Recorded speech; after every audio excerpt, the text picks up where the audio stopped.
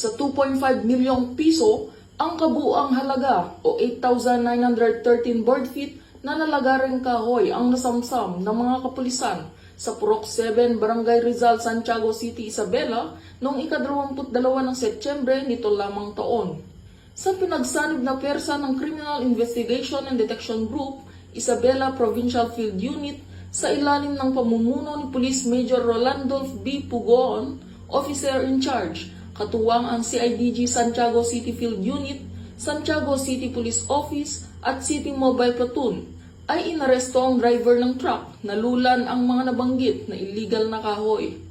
Kinilalang suspect na si alias Romel, 42 taong gulang, may asawa at residente ng Cabiao, Nueva Ecija.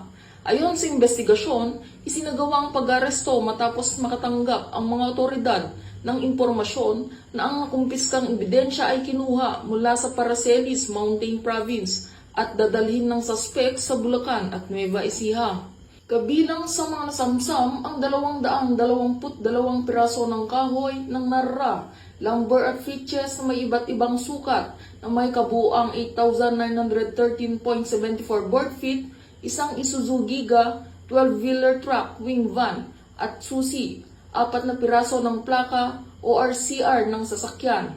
Samantala, pinuri ni Police Brigadier General Roy B. Parenya, Regional Director ng Police Regional Office 2, ang kapulisan dahil sa matagumpay ng pagkakahuli ng suspect. Dagdag nito, hinikayat ni Police Brigadier General Parenya ang iba pang mga miyembro ng hanay na ipagpatuloy ang mahigpit na pagpapatupad sa Presidential Decree 705 upang patuloy maprotektahan at mapangalagaan ang kalikasan sa lambak ng Cagayan. Ang kapulisan sa lambak ng Cagayan ay patuloy sa pagpupursige upang masawatang mga lumalabag sa batas at mga gumagawa ng illegal na pagtutroso na nakakasira sa yaman ng kagubatan dahil ang yaman ng kalikasan ay makakatulong sa pag-unlad ng bansa tungo sa bagong Pilipinas. Dito sa lambak ng Cagayan, ako ang inyong PNN correspondent, Patrolwoman Ledesma, alagad ng batas, taga-taguyod ng Balitang Pulis.